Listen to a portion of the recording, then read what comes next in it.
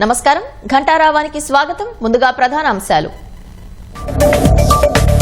రంగరాయ వైద్య కళాశాల ఘటనపై సీఎంకు నివేదిక నిందితులపై కఠిన చర్యలకు చంద్రబాబు ఆదేశం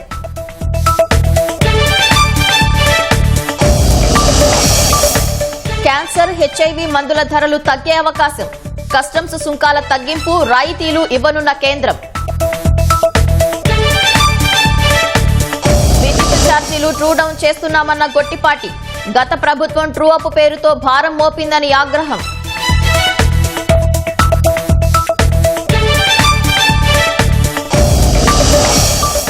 మహిళల ఆర్థిక స్వావలంబనకు మెప్మాతో ర్యాపిడో అనుసంధానం విజయవాడలో విద్యుత్ వాహనాలు అందిస్తూ ఉపాధికి బాటలు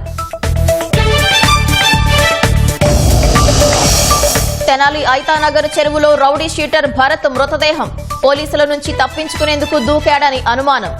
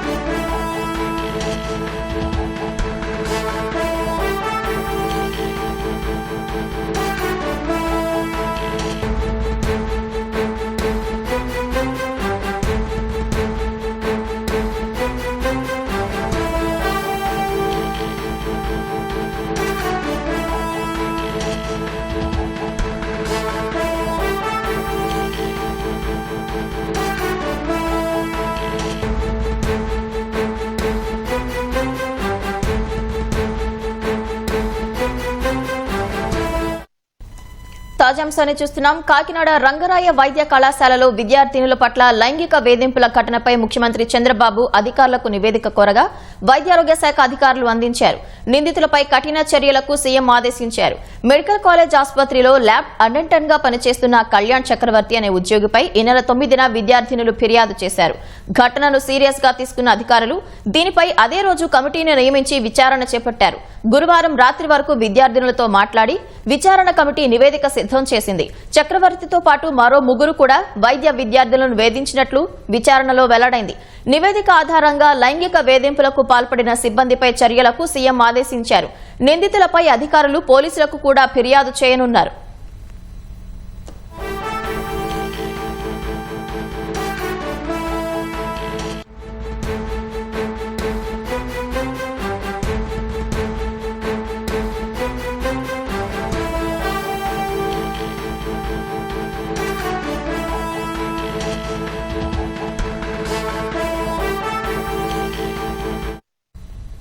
కాకినాడలోని రంగరాయ వైద్య కళాశాల ఘటనలో అధికారులు చర్యలు ప్రారంభించారు. వైద్య కళాశాల సిబ్బంది 3 అదుపులోకి తీసుకున్నారు. లైంగిక వేధింపులు ఆరోపణలు ఎదుర్కొంటున్న 3 ల్యాబ్ టెక్నీషియన్లను పోలీసులు అదుపులోకి తీసుకున్నారు. జిమ్మిరాజు, గోపాలకృష్ణ, ప్రసాద్ను పోలీసులు అదుపులోకి తీసుకున్నారు. బయోకెమిస్ట్రీ ల్యాబ్ అటెండెంట్ కళ్యాణ్ చక్రవర్తి పరారీలో ఉన్నారు. కళ్యాణ్ చక్రవర్తి పెట్టుకున్న సెలవును హెచ్ఓడి రద్దు చేశారు. మొబైల్ స్విచ్ ఆఫ్ చేసి కళ్యాణ్ చక్రవర్తి పారిపోయినట్లు సమాచారం. మిగతా 3 తమకు సంబంధం లేదంటున్నారు. విచారణ తర్వాత తేలుస్తామని పోలీసులు అదుపులోకి తీసుకున్నారు.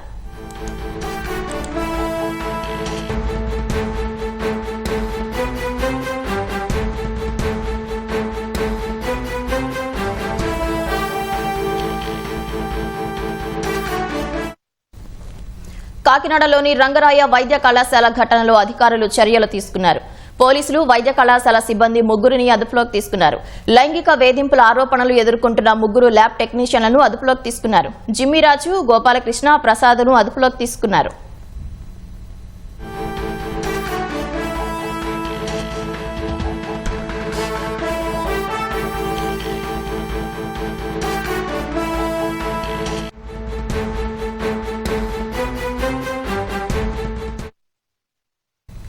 వైసీపీ ట్రూ అప్ పేరుతో మోపిన విద్యుత్ ఛార్జీల భారాన్ని కూటమి ప్రభుత్వం ట్రూ డౌన్ చేస్తుందని విద్యుత్ శాఖ మంత్రి గొట్టిపాటి రవికుమార్ తెలిపారు. గత ప్రభుత్వ పాపాలను నేటికి ప్రజలు అదనపు ఛార్జీల రూపంలో భరించాల్సి వస్తోందని మండిపడ్డారు. దాదాపు 1,30,000 కోట్ల విద్యుత్ భారం ప్రజలపై మోపిందని ఆరోపించారు. కూటమి సర్కారు వచ్చాక ఎక్కడా ఛార్జీలు పెంచకుండా ప్రజలకు నాణ్యమైన విద్యుత్ సరఫరా చేస్తున్నట్లు చెప్పారు. శ్రీశైలం దేవస్థానం అభివృద్ధిపై సీఎం చంద్రబాబు ప్రత్యేక దృష్టి పెట్టారన్న మంత్రి మెరుగైన విద్యుత్ సౌకర్యం కోసం 33/11 kV సబ్స్టేషన్ మంజూరు చేశామన్నారు. దీనికి భూ కేటాయింపు చేయాలని దేవాదాయ శాఖను కోరినట్లు తెలిపారు. ప్రజలపై ఎలాంటి అదనపు భారం మోపకుండా నాణ్యమైన విద్యుత్ సరఫరా చేయడంలో రాజీ లేదని మంత్రి స్పష్టం చేశారు. వ్యాధుల నివారణలో అధిక ప్రభావం చూపే దాదాపు 200 రకాల ఔషధాల ధరలు త్వరలో తగ్గనున్నాయి. కేంద్ర ప్రభుత్వం వాటిపై కస్టమ్స్ సుంకాలను తగ్గించడంతో పాటు అధిక ప్రభావం చూపే వైద్య దిగుమతులకు రాయితీ ఇవ్వనుంది. క్యాన్సర్, హెచ్ఐవి, ట్రాన్స్ప్లాంట్, హెమటాలజీ తదితర మందుల ధరలు తగ్గనున్నాయి. నిపుణుల కమిటీ సిఫార్సు మేరకు కేంద్రం ఈ నిర్ణయం తీసుకున్నట్లు సమాచారం.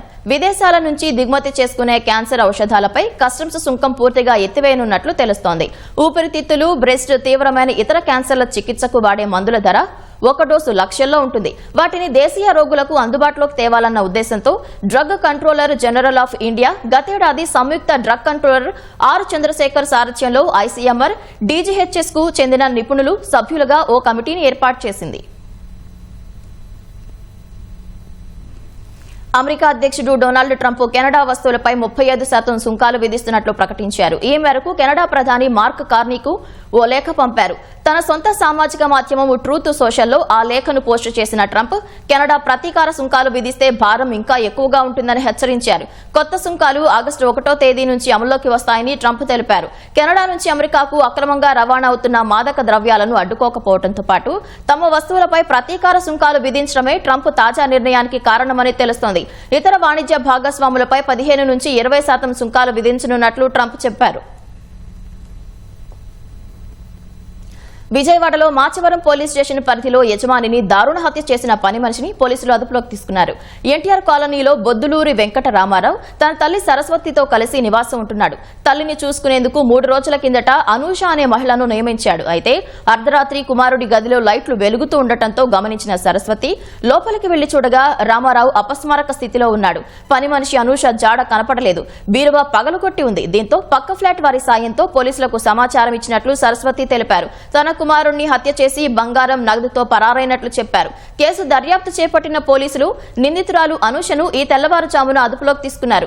అనూష తన భర్తతో కలిసి రామారావును చంపినట్లు ప్రాథమికంగా గుర్తించామన్నారు. హైదరాబాద్ గచ్చిబౌలిలో జరుగుతున్న రాజ్య భాషా విభాగం గోల్డెన్ జూబ్లీ వేడుకల్లో పవన్ కళ్యాణ్ మాట్లాడుతున్నారు. ప్రత్యక్ష ప్రసారం ద్వారా చూద్దాం. ద్రావిడ ప్రాంతంలోనున్న ఒకళ్ళు చేసిన జెండా, మువ్వెన్నెల జెండా మన భారతదేశానికి తిరంగా అయింది. ప్రతి భాష జీవ భాష. మనం మాట్లాడే తెలుగు, తమిళ్, కన్నడ, మలయాళం, వారిస, వడియా, ఏ భాషలైనా కావచ్చు మన మాతృభాష. కానీ రాష్ట్ర భాష మటుకు హిందీ.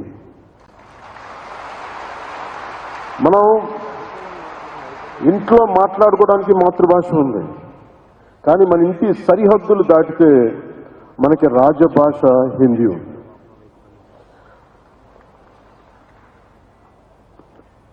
ప్రపంచం మొత్తం విడిపోవడానికి కారణాలు వెతుక్కుంటూ ఉంది. కానీ మన దేశం మొత్తం ఈ రోజున కలవడానికి, ఏకం కావడానికి ఈ రోజున మన రాష్ట్ర భాషని వెతుక్కుంటుంది. అది హిందీ అయ్యింది.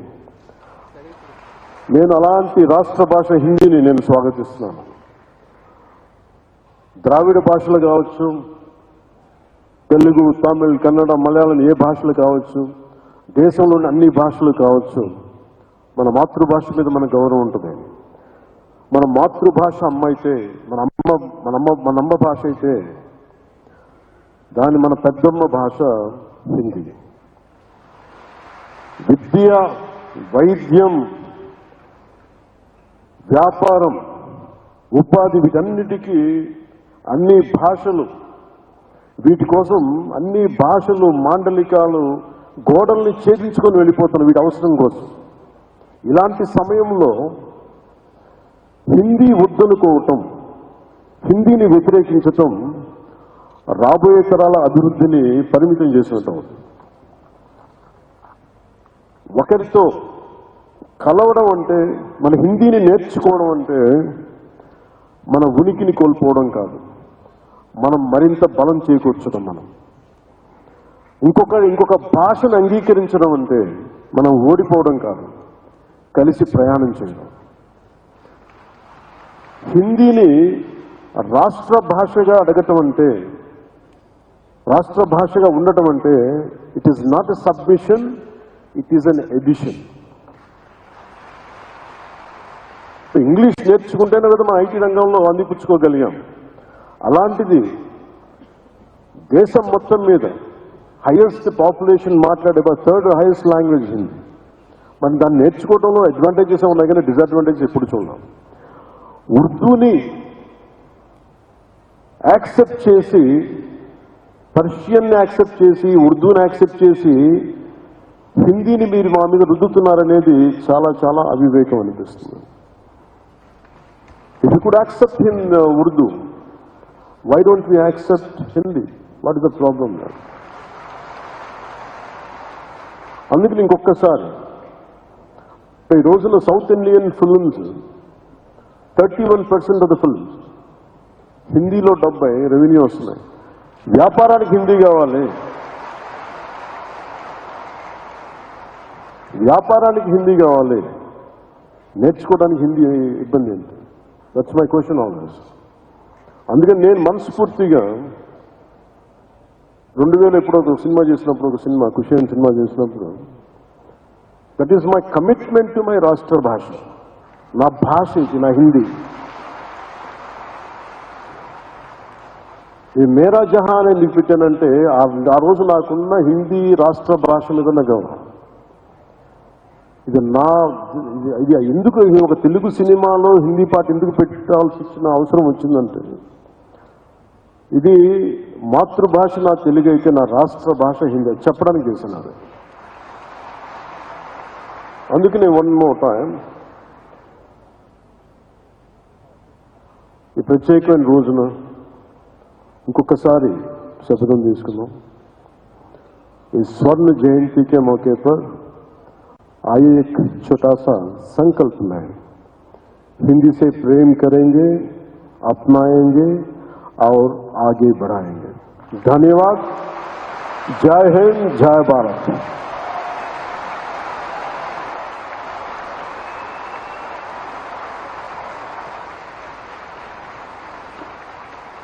ధన్యవాదాలు సామాన్య కళ్యాణ గారు. माननीय उप मुख्यमंत्री आंध्र प्रदेश सरकार ये भावपूर्ण और उनकी वाणी की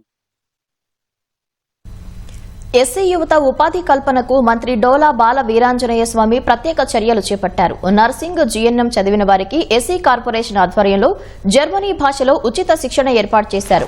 శిక్షణ అనంతరం జర్మనీలో ఉద్యోగ, ఉపాధి అవకాశాల కల్పన చేపట్టనున్నారు. మొదటి విడతలో 150 మందికి శిక్షణ ఇవ్వనున్నారు. చదువుకున్న ఏ ఒక్కరూ ఉద్యోగ, ఉపాధి లేమితో ఉండకూడదన్నదే సీఎం చంద్రబాబు లక్ష్యమని మంత్రి డోలా అన్నారు. ఎస్సీలను ఆర్థికంగా, రాజకీయంగా, సామాజికంగా మరింత బలోపేతం చేసేందుకు సీఎం పాటుపడుతున్నారని అన్నారు. శ్రీశైలం ప్రాజెక్టుకు వరద ప్రవాహం కొనసాగుతోంది. జూరాల, సుంకేశ్వర ప్రాజెక్టుల నుంచి శ్రీశైలానికి 1,75,233 క్యూసెక్కుల వరద నీరు వచ్చి చేరుతోంది. 3 స్పిల్వే గేట్లు ఎత్తి 81,195 క్యూసెక్కుల నీటిని సాగర్కు విడుదల చేస్తున్నారు. శ్రీశైలం ప్రాజెక్టు అవుట్ఫ్లో 170,347 క్యూసెక్కులుగా ఉంది. పోతిరెడ్డిపాడు నుంచి 20,000 క్యూసెక్కులు, ఎడమగట్టు విద్యుత్ కేంద్రం నుంచి 35,315 క్యూసెక్కులు, కుడిగట్టు విద్యుత్ కేంద్రం నుంచి 32,237 క్యూసెక్కులు విడుదల చేస్తున్నారు. శ్రీశైలం ప్రాజెక్టు పూర్తి స్థాయి నీటి మట్టం 885 అడుగులు కాగా ప్రస్తుతం 882.8 అడుగులుగా నమోదైంది. ప్రాజెక్టు పూర్తి నీటి నిల్వ సామర్థ్యం 215.8 టీఎంసీలు కాగా ప్రస్తుత నీటి నిల్వ 203.4 టీఎంసీలుగా ఉంది. శ్రీశైలం నుంచి భారీగా వరద రావడంతో నాగార్జున సాగర్ జలకళను సంతరించుకుంటుంది. ప్రాజెక్టు ఇన్ఫ్లో 1,19,267 క్యూసెక్కులు ఉండగా అవుట్ఫ్లో 1,100 క్యూసెక్కులు ఉంది. పూర్తి స్థాయి నీటి మట్టం 590 అడుగులు ఉండగా ప్రస్తుత నీటి మట్టం 544 అడుగులకు చేరుకుంది. ఇది మరింత పెరిగే అవకాశం ఉంది. ఇక సాగర్ నీటి నిల్వ సామర్థ్యం 312.04 టీఎంసీలు ఉండగా ప్రస్తుతం నీటి నిల్వ 196.76 టీఎంసీలుగా ఉంది. ఎగువ నుంచి వస్తున్న వరద వల్ల తెలంగాణలోని భద్రాచలం వద్ద గోదావరి నీటి మట్టం క్రమంగా పెరుగుతోంది. ఉదయానికి గోదావరి నీటి మట్టం 33.5 అడుగుల వద్దకు చేరి ప్రవహిస్తుంది. వరద వల్ల నీటి మట్టం ఇంకా పెరిగే అవకాశం ఉందని అధికారులు తెలుపుతున్నారు. గోదావరి నదిలో స్నానమాచరించే భక్తులు లోతుకు వెళ్లకుండా అధికారులు రక్షణ సూచికలు ఏర్పాటు చేశారు. స్లూయిస్ల వద్ద ఇసుక బస్తాలను సిద్ధం చేశారు. లోతట్టు ప్రాంత ప్రజలంతా అప్రమత్తంగా ఉండాలని అధికారులు హెచ్చరించారు. పోలవరం ప్రాజెక్టు వద్ద గోదావరి వరద క్రమేపీ పెరుగుతోంది. స్పిల్వే ఎగువన నీటి మట్టం 29.3 మీటర్లు కాగా దిగువన 20 మీటర్లకు నీరు చేరింది. 48 గేట్ల నుంచి 3,72,732 క్యూసెక్కుల వరదను స్పిల్వే ఛానల్ ద్వారా తిరిగి నదిలోకి విడుదల చేస్తున్నట్లు జలవనరుల శాఖ అధికారులు తెలిపారు. అల్లూరి జిల్లా దేవీపట్నం మండలం గండిపోచమ్మ ఆలయ పరిసరాలను గోదావరి వరద ముంచెత్తింది. గోదావరి వరద తగ్గేంత వరకు నీటిలోనే ఆలయం ఉంటుందని భక్తులు ఈ విషయాన్ని గమనించాలని ఆలయ నిర్వాహకులు తెలిపారు. వరదతో పాపికొండల విహారయాత్ర పర్యాటక బోట్లను అధికారులు నిలిపివేశారు. విజయవాడలో కలకలం రేపిన అద్వికా ట్రేడింగ్ కంపెనీ కేసులో కొత్త కోణాలు వెలుగు చూస్తున్నాయి. విలాసాల కోసం అపరిమిత ఖర్చులు చేయటం, ట్రేడింగ్ నిలిపివేయటమే కంపెనీ దివాళా తీసేందుకు ప్రధాన కారణాలుగా తెలుస్తోంది. కోట్లాది రూపాయల డిపాజిటర్ల సొమ్ముతో నిందితుడు ఆదిత్య విజయవాడ బందరులో స్టార్ హోటళ్లలో జల్సాలు చేసేవాడని పోలీసులు తెలిపారు. కంపెనీ వార్షికోత్సవాలు, పుట్టినరోజు వేడుకల కోసం కోట్లాది రూపాయలు మంచినీళ్లలా ఖర్చు చేశాడని వివరించారు. దుబాయ్లో ఫారెక్స్ ట్రేడింగ్ కోసం 2 కోట్ల రూపాయలతో 6 కంపెనీలు రిజిస్టర్ చేశాడన్నారు. సంస్థలో పనిచేసే ముఖ్యమైన ఏజెంట్లు వారి కుటుంబ సభ్యులను దుబాయ్ తీసుకెళ్లి 6 కోట్ల రూపాయలు ఖర్చు చేశాడన్నారు. ట్రేడింగ్ కంపెనీలో ఉన్న 11 మంది డైరెక్టర్లకు విల్లాలు ఇచ్చేందుకు వెంచర్లు వేయించాడని తెలిపారు. ఆర్థిక క్రమశిక్షణ కొరవడటంతో అలుసుగా తీసుకున్న కొందరు ఏజెంట్లు డిపాజిటర్ల నుంచి కోట్ల రూపాయలు వసూలు చేశారని పోలీసులు తెలిపారు. అంతేకాకుండా కంపెనీ నుంచి రావాల్సిన కమిషన్ కంటే ఎక్కువ రాబట్టినట్లు చెప్పారు. అలాంటి ఏజెంట్ల ఖాతాలు, వారు వసూలు చేసిన డిపాజిట్లు, తీసుకున్న కమిషన్ వివరాలు సేకరించామని పోలీసులు వెల్లడించారు. 5 ఏజెంట్లు లెక్క చూపడానికి రాలేదన్నారు. వారంతా అజ్ఞాతంలో ఉన్నట్లు భావిస్తున్నామన్నారు. వీరిని కేసులో నిందితులుగా చేర్చనున్నట్లు తెలిపారు. తూర్పుగోదావరి జిల్లా అనపర్తి గ్రామదేవత వీరుళ్లమ్మ తల్లి అమ్మవారు శాకంబరి దేవిగా దర్శనమిచ్చారు. ఆషాఢ మాసం శుక్రవారం సందర్భంగా అమ్మవారిని దర్శించుకునేందుకు పెద్ద ఎత్తున భక్తులు ఆలయానికి పోటెత్తారు. ఆలయ కమిటీ సభ్యులు, భక్తులు సుమారు 510 కిలోల కాయగూరలు, ఆకుకూరలతో అమ్మవారిని సుందరంగా అలంకరించారు. ఆలయానికి వచ్చిన భక్తులకు తీర్థ ప్రసాదాలను అందజేశారు.